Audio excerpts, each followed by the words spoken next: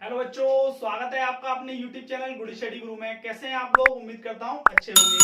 आज से हम शुरू करने जा रहे हैं क्लास 12 फिजिक्स, ठीक है, specially for UP board and सभी हिंदी माध्यम बोर्डों के लिए जो भी आप लोगों का जिसमें आपका एनसीईआरटी पैटर्न लागू है उन सभी के लिए ये नोट्स है आप लोगों के, ठीक है। तो आज से आप लोग प्यारे प्यारे नोट्स बना सकते हैं, कॉपी निकाल लीजिएगा और अब पढ़ाई स्टार्ट कर दीजिएगा, ठीक है।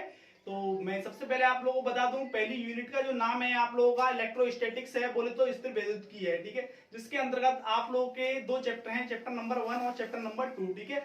जिसमें आप लोगों का आवेश जो है वो रुका हुआ रहेगा, बोले तो स्थिर रहेगा, ठीक है, सोया हुआ रहेगा, ठीक है, एकदम आलस की अवस्था में रहेगा, विराम की अवस्था में रहेगा। उसी के गुणधर्मों के बारे में हम पढ़ने वाले हैं चैप्टर नंबर 1 और 2 में।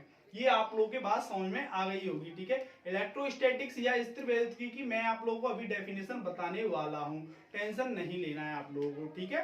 सबसे पहले, ठीक है, तो सबसे पहले हम जो पढ़ने जा रहे हैं आवेशों के गुणधर्म पढ़ने जा रहे हैं, जैसे कि आवेश का विभव, ठीक है, आवेश पर लगने वाला बल, ठीक है, और भी कई सारी चीजें जिसको हम पढ़ने जा रहे हैं, ठीक है। उनके गुणधर्मों के बारे में हम बात करने जा रहे हैं, विद्युत आवेश का क्षेत्र, ठीक है, इस तरीके से।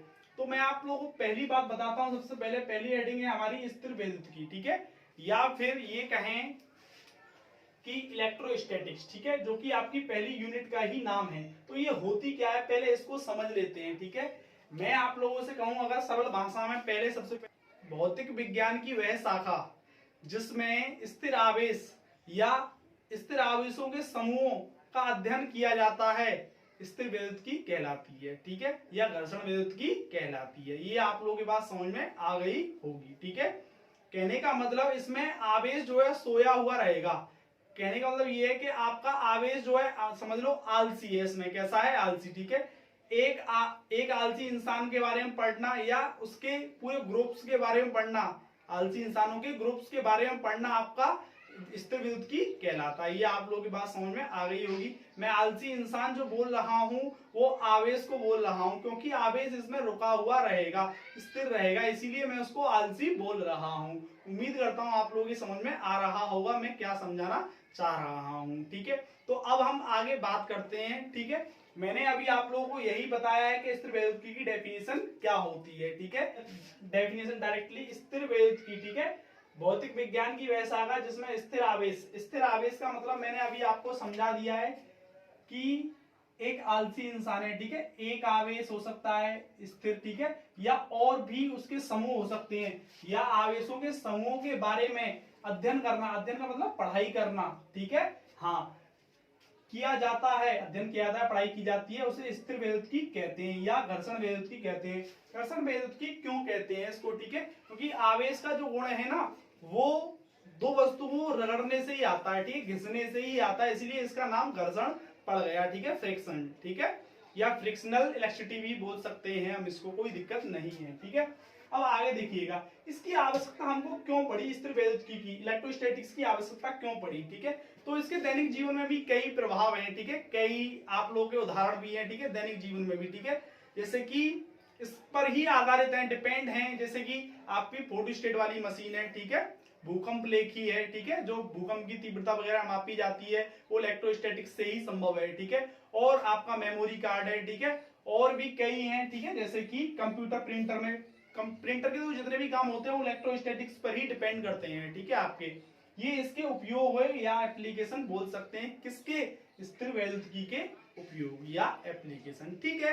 यहां तक हमने अभी दो चीज पढ़ी है, वैसे तो इसके बहुत सारे उपयोग हैं, लेकिन मैं यहाँ पर आप लोगों को कुछ मुख्य बताए हैं मैंने, ठीक है, जो कि 4 हैं, ठीक है।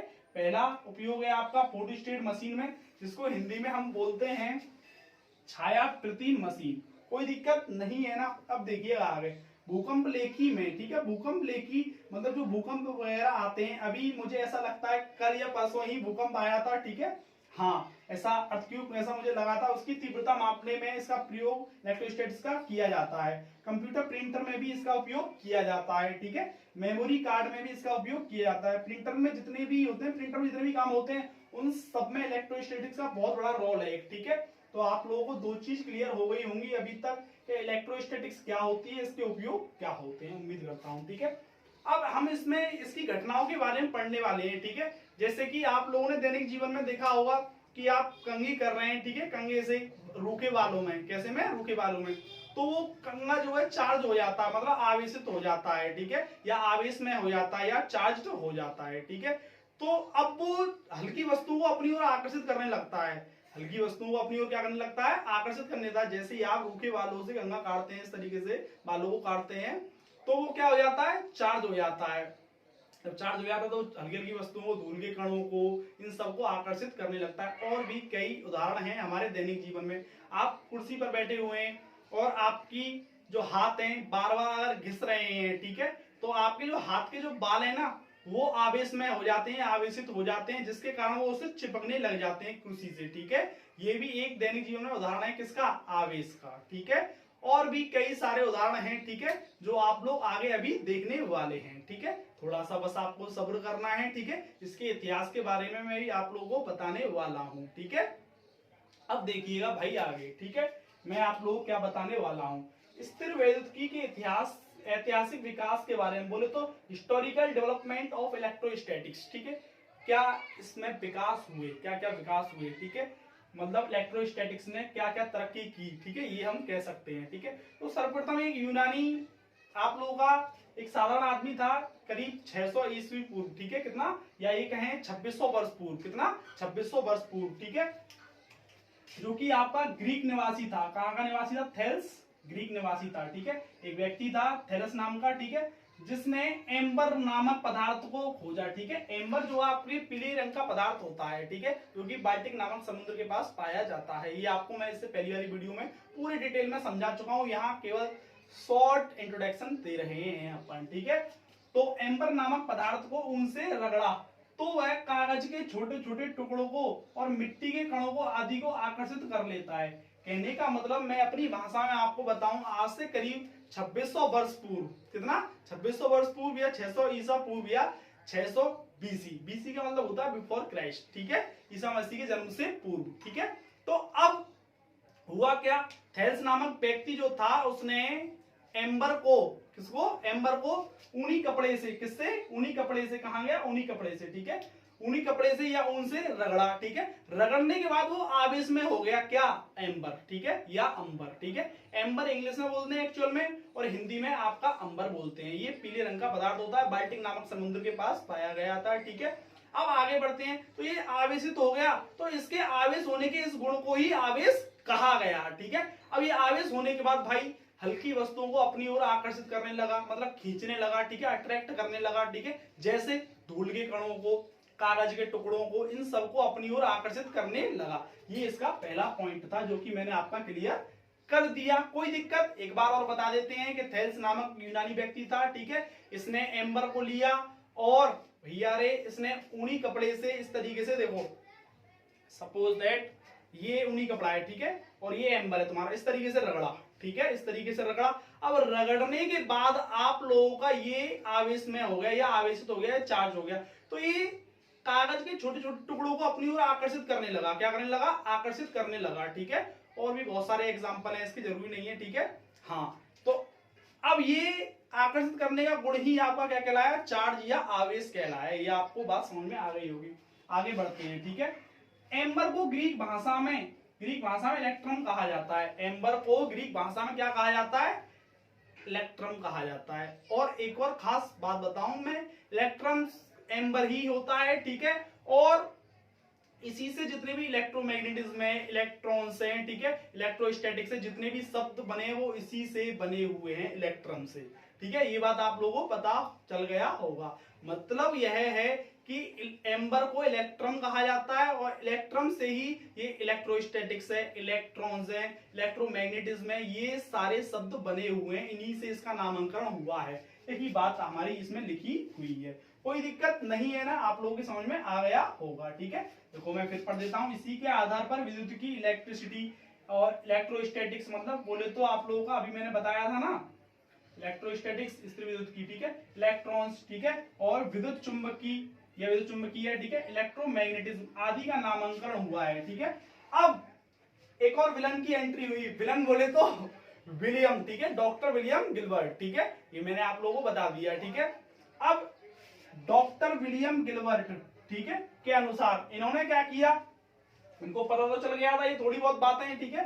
अब इसी प्रकार इन्होंने और जोड़े ढूंढे, जैसे कि आप लोगों का ये था अंबर और आप लोगों का ऊनी वस्त्र, ठीक है, ऐसे ही और जोड़े ढूंढे, ठीक है, और जोड़ी ढूंढी इस तरीके से। तो इन्होंने कांच की छड़ को रेशम से रगड़ा, कांच की छड़ है, सपोज दैट ये आप लोगों की, ठीक है, ये आप लोगों की कांच की छड़ है, ठीक है, सपोज दैट, और यहाँ पे आप लोगों का ऊनी वस्त्र है, ठीक है। तो इसमें से इलेक्ट्रॉन निकल के इसमें जाने लगे, ठीक है, कांच की छड़ में, या अंबर कहो, ठीक है, इसको डायरेक्टली क्या कहो, अंबर, ठीक है, क्या कहो, अंबर, ठीक है, कोई दिक्कत। मैं ये बताने वाला हूं आप लोगों को अभी कि ये इस तरीके से लाइक बिहेव कर रहा था, जैसे ये बिहेव कर रहा था थेल्स ने देखा था, ऐसी बात सेम टू सेम यहां देखी गई, किसके द्वारा, इन भाई साहब के द्वारा, डॉक्टर विलियम गिलबर्ट के अनुसार, ठीक है। हाँ, अब छड़ को रेशम से रगड़ा, ठीक है, मतलब कांच की छड़ को किससे, रेशम के कपड़े से रगड़ा, ठीक है। एवोनाइट की छड़ को बिल्ली की खाल से रगड़ा, ठीक है, एवोनाइट की छड़ को बिल्ली की खाल से रगड़ा। अब प्लास्टिक की छड़ को ऊन से रगड़ा, इनमें भी एम्बर की भांति गुण उत्पन्न हो जाता है। इन्होंने यह देखा, किसने, डॉक्टर विलियम गिलबर्ट ने, डॉक्टर विलियम गिलबर्ट ने भाई साहब ने यह देखा था, ठीक है, कि इनमें भी भाई साहब यही गुण उत्पन्न हो रहा है जो ऊपर थेल्स महाराज ने अभी पहचाना था, ठीक है। ये बात आप लोगों की समझ में आ गई होगी, ठीक है। अब आगे मैं आप लोगों को बता दूं कि थेल्स ने एक पुस्तक भी लिखी थी जिसका नाम आपका डी मैग्नेटे या डी मैग्नेटो बोलते हैं, ठीक है। उसी में यह बताया गया था कि जब दो वस्तुओं को आपस में रगड़ा जाता है या दो पिंडों को आपस में रगड़ा जाता तो वह आवेश में या आवेशित हो जाती हैं, जिसके कारण इसके इस गुण को आवेश कहते हैं या चार्ज कहते हैं, ठीक है। बोले तो डॉक्टर विलियम गिलबर्ट के अनुसार यह बताया गया था, और उन्होंने और चीजों पे भी प्रैक्टिकल किया था, ये और जोड़ों को ढूंढा था ऐसों को जो बिल्कुल एम्बर और आप लोगों का कहा गया वो ऊनी वस्त्र की तरह आप लोगों का व्यवहार कर रहा हो, और ऐसे और बहुत सारे जोड़े मिले, ठीक है, जो कि इस तरीके से थे, ठीक है। अब ऐसी अवस्था में इन पदार्थों को आवेशित कहा गया, ये मैंने अभी आपको बता दिया, ठीक है। ये थी हमारी डॉक्टर विलियम गिलबर्ट के अनुसार जो कहानी थी वो है ये, ठीक है। यहां तक आप लोगों की बात क्लियर हो गई होगी, कोई दिक्कत। एक और चीज बताई थी डॉक्टर विलियम गिलबर्ट ने, एक और चीज यह बताई थी कि डॉक्टर विलियम गिलबर्ट ने जो वस्तु इलेक्ट्रॉन दे रही है ना, जो वस्तु इलेक्ट्रॉन दे रही है उसको हम जो बोलते हैं उसको बोलते हैं विट्रियस। क्या बोलते हैं भाई, विट्रियस बोलते हैं, क्या बोलते हैं, विट्रियस, ठीक है, क्या बोलते हैं, विट्रियस, ठीक है। और जो इलेक्ट्रॉन ले रही है उसको बोलते हैं रेजिनस। क्या बोलते हैं, जो इलेक्ट्रॉन ले रही है उसको रेजिनस बोलते हैं, जो इलेक्ट्रॉन ले रही है उसको रेजिनस बोलते हैं, ठीक है। हालांकि एम्बर जो है यहाँ पे हमारा ऋणावेशित है, मैं आगे अभी आपको बताने वाला हूं। अब इसके बाद एक वैज्ञानिक आए जिनका नाम था, अमेरिकी थे, जो कि आप लोगों का बेंजामिन फ्रैंकलिन। क्या नाम था उनका, बेंजामिन फ्रैंकलिन। उन्होंने क्या बताया, ठीक है, उन्होंने यह बताया था, सबसे पहले आवेश जो शब्द दिया था उन्होंने ही दिया था, उन्हीं की देन है आवेश जो शब्द दिया था, ठीक है। आवेश जो शब्द दिया था, आवेश जो वर्ड, वो उन्हीं की देन है, ठीक है। सबसे पहले किसने दिया था, बेंजामिन फ्रैंकलिन ने, ठीक है। अब आगे मैं आप लोगों को बताता हूं कि बेंजामिन फ्रैंकलिन के अनुसार क्या है। बेंजामिन फ्रैंकलिन ने कांच की छड़ पर उपस्थित आवेश को तो उन्होंने कहा था धनावेशित है, वो क्या है, धनावेशित, ठीक है। एवं रेशम के कपड़े को ऋणावेशित माना था, किसने, बेंजामिन फ्रैंकलिन ने, ठीक है। ये बात आप लोगों को पता चल जानी चाहिए, ठीक है। अब मैं बात करता हूं डायरेक्टली कि इन्होंने आवेश को भी डिफाइन किया था, ठीक है, आवेश को भी डिफाइन किया था। आवेश को इन्होंने ही बताया था कि आवेश दो प्रकार का होता है, एक धनात्मक और एक ऋणात्मक, ठीक है। बोले तो धनावेशित और ऋणावेशित, ठीक है। चार्ज टू टाइप्स का होता है, ये बताया था बेंजामिन फ्रैंकलिन ने। किसने बताया था, बेंजामिन फ्रैंकलिन ने, ठीक है। तो ये आप लोगों की बात समझ में आ गई होगी, ठीक है। अब आगे बढ़ते हैं थोड़ा सा वैद्युत आवेश की डेफिनेशन की ओर, ठीक है। वैसे तो बहुत सारी डेफिनेशन है इसकी, कोई मतलब सेट वेल मतलब एकदम वेल डिफाइंड डेफिनेशन नहीं है, ठीक है, किसकी, वैद्युत आवेश की, ठीक है। लेकिन फिर भी एक डेफिनेशन आप मतलब मानते हैं लोग, किताबों में लिखी हुई है कि वैद्युत आवेश की परिभाषा, इलेक्ट्रिक चार्ज इसको इंग्लिश में बोलते हैं, किसी पदार्थ का वह गुण जिसके कारण विद्युत क्षेत्र या विद्युतीय प्रभाव, विद्युत क्षेत्र कह दो या विद्युतीय प्रभाव एवं चुंबकीय क्षेत्र या चुंबकीय प्रभाव का अनुभव हो आप लोगों का विद्युत आवेश कहलाता है। सीधी भाषा में मैं आप लोगों को बताता हूं कि आप लोगों का किसी पदार्थ का वह गुण जिसके कारण आपको विद्युत प्रभाव और चुंबकीय प्रभाव का आप लोगों को अभाव हो, महसूस हो, उसी को आप वैद्युत आवेश कहते हैं। ठीक है, या फिर इस तरीके से दे सकते हैं कि जब दो वस्तुओं को आपस में रगड़ा जाता है या फिर दो पिंडों को आपस में रगड़ा जाता है तो वह आवेशित या आवेश में हो जाती है, इसी के इस गुण को आवेश कहा जाता है। ठीक है, ऐसे दे लीजिएगा डेफिनेशन, जैसे आपका मन करता है वैसे आप डेफिनेशन दे सकते हैं। ठीक है, मैंने विद्युत क्षेत्र की जगह और चुंबकीय क्षेत्र की जगह आप विद्युत प्रभाव और चुंबकीय प्रभाव का अनुभव होता है, ये भी आप यहाँ डेफिनेशन में कर सकते हैं। ठीक है, या तो आप ऐसे लिखते हैं इसको वैद्युत आवेश कहलाता है। ठीक है, बोले तो मैं जो लिखी हुई है इसको बता रहा हूं एक बार, किसी पदार्थ का वह गुण जिसके कारण विद्युत क्षेत्र एवं चुंबकीय क्षेत्र उत्पन्न हो, विद्युत आवेश कहलाता है। ठीक, इतनी बात समझ में आ गई होगी। या फिर आप ये कह सकते हैं किसी पदार्थ का वह गुण जिसके कारण विद्युत प्रभाव या विद्युत प्रभाव एवं चुंबकीय प्रभाव का अनुभव होता हो, उसे हम वैद्युत आवेश कहते हैं। ठीक, कोई दिक्कत नहीं है। अब टू टाइप्स के आप लोगों के चार्ज होते हैं। ठीक है, बोले तो धनावेशित ये होता है इलेक्ट्रॉन की कमी से उत्पन्न, किससे? इलेक्ट्रॉन की कमी से। और ये ऋणावेशित इलेक्ट्रॉन की अधिकता से। ठीक है, ऋणावेशित आप लोगों का, ये आप लोगों की बात समझ में आ गई होगी। चार्ज टू टाइप्स के होते हैं, धनावेशित और ऋणावेशित, पॉजिटिव चार्ज और नेगेटिव चार्ज। ठीक है, अब आगे बढ़ते हैं थोड़ा सा आवेश के मात्रक के बारे में। तो सूत्र के अकॉर्डिंग समझते हैं। Q फॉर आप लोगों का आवेश है, जो कि इसका फॉर्मूला है Q बराबर IT। ठीक है, कोई दिक्कत नहीं है। ठीक है, आवेश प्रवाह की दर को आप लोग क्या कहते हो? इलेक्ट्रॉन प्रवाह की दर को क्या कहते हो? आवेश कहते हो। ठीक है, इस तरीके से भी आप डेफिनेशन दे सकते हो। तो आवेश का ऐसा ही मात्रक आप लोगों का क्या है?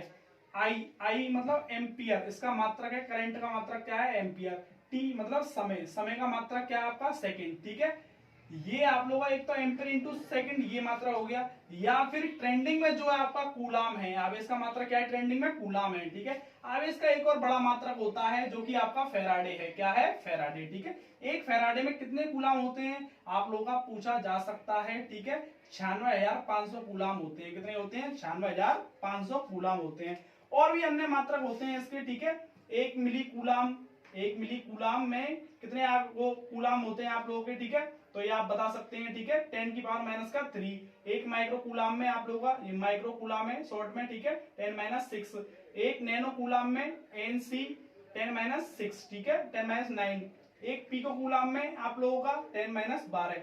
3 का अंतर है, आप लाइन से याद कर लें तो बेटर रहेगा। ठीक है, हाँ, कोई दिक्कत नहीं होनी चाहिए। आज की जो वीडियो में हमने जो सीखा है ना, वह क्या सीखा है सुन लीजिए एक बार। ठीक है, मैंने आपको स्थिर वैद्युतिकी के बारे में बताया, इलेक्ट्रोस्टैटिक्स के बारे में बताया, उसको क्यों पढ़ना चाहिए, क्यों आवश्यकता है उसकी, ये बताया है। ठीक है, और आवेश कहां से उत्पन्न हुआ ये भी बताया मैंने आप लोगों को, और इसका इलेक्ट्रोस्टैटिक्स का ऐतिहासिक विकास कैसे कैसे रहा ये भी बताया है, और आवेश कितने प्रकार के होते हैं ये भी बताया है। ये सब बातें मैंने इस वीडियो में आप लोगों को बताई है। ठीक है।